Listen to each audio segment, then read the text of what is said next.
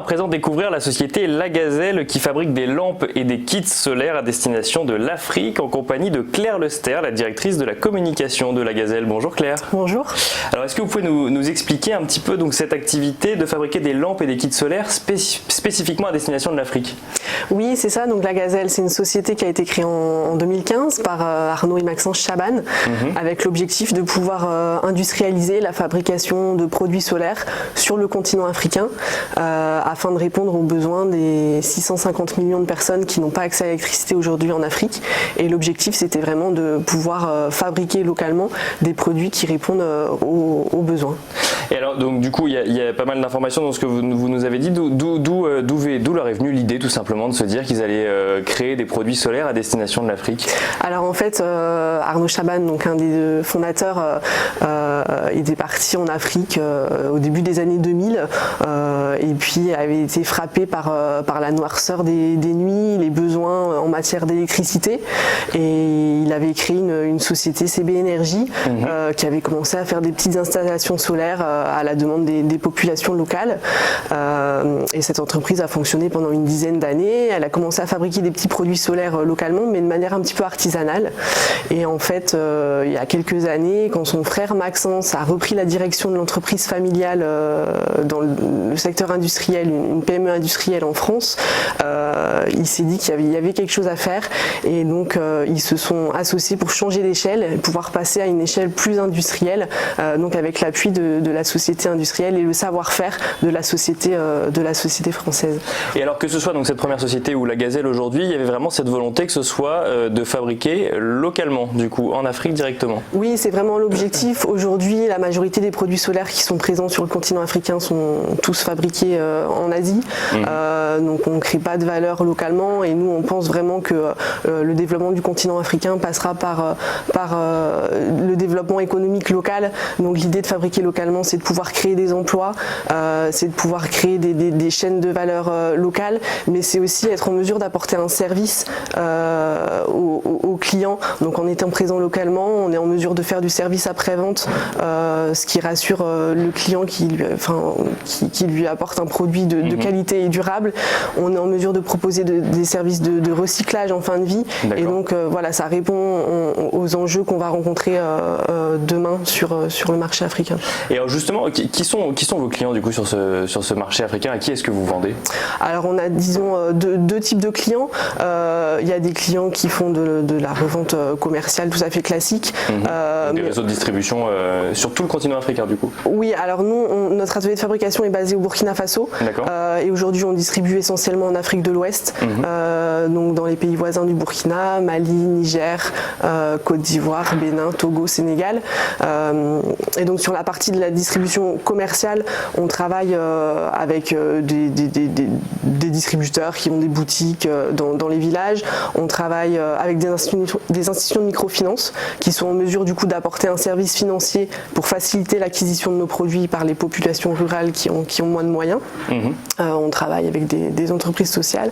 Et puis après on a la partie un petit peu plus humanitaire, on va dire, où on a des clients ONG, des organismes des Nations Unies, des institutions comme les agences d'électrification rurale au niveau national, et qui là vont favoriser la diffusion de manière peut-être subventionnée ou avec des appuis complémentaires pour toucher vraiment les populations les plus vulnérables. C'est ça, parce qu'on se souvient de Jean-Louis Borloo qui disait en 2015 qu'il avait pour projet d'électrifier et d'éclairer l'Afrique. Quand on voit une entreprise comme la vôtre, ça doit être un business où on travaille beaucoup avec des associations d'un côté humanitaire, et pourtant on reste une entreprise. On crée un produit sur place et qu'on vend sur place. C'est ça, on est une entreprise parce que voilà, pour garantir la pérennité des activités, faire quelque chose de durable, il faut qu'on ait un modèle économique marchand. Après, on a développé des produits qui visent vraiment à répondre aux besoins d'électrification des populations, leur permettre à des élèves de faire leurs devoirs le soir, à des femmes de pouvoir développer des activités économiques après la nuit tombée. Donc ça contribue vraiment au développement économique des populations. Mais en même temps, voilà, on cherche à être durable, donc on fait ça sur un modèle d'entreprise.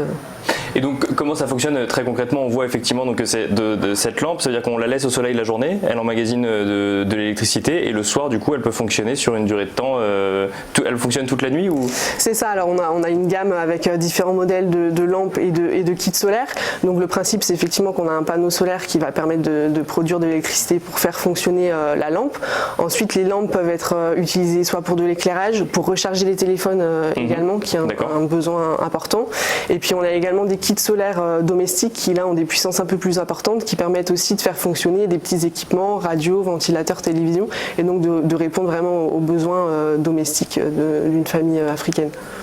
Et alors du coup aujourd'hui vous nous disiez que vous aviez un atelier au Burkina Faso, qu'est-ce qu'on peut vous souhaiter pour la suite, quels sont les axes de développement que vous imaginez? Oui, alors notre objectif c'est de pouvoir développer l'industrialisation sur le continent africain, donc on souhaite pouvoir répliquer ce premier atelier qu'on a mis en place au Burkina Faso en 2016, on souhaite le répliquer dans plusieurs pays africains avec l'objectif d'avoir toujours une fabrication au plus proche des marchés, des lieux de consommation. Donc on a plusieurs projets en cours, notamment au Bénin, au Congo, pour développer des ateliers de fabrication. L'idée c'est aussi de pouvoir fabriquer d'autres produits en sous-traitance, donc c'est vrai qu'on a commencé avec notre propre gamme de produits, mais notre savoir-faire c'est vraiment l'industrialisation locale, donc on est en mesure demain de pouvoir élargir notre gamme et faire de la sous-traitance pour d'autres entreprises qui souhaiteraient fabriquer localement en Afrique. Qui serait plus du tout des lampes, du coup ça pourrait être un produit complètement différent. Ça peut être un produit complètement différent pour tout type de secteur, tout à fait, mais en utilisant du coup le savoir-faire qu'on a acquis grâce à notre gamme.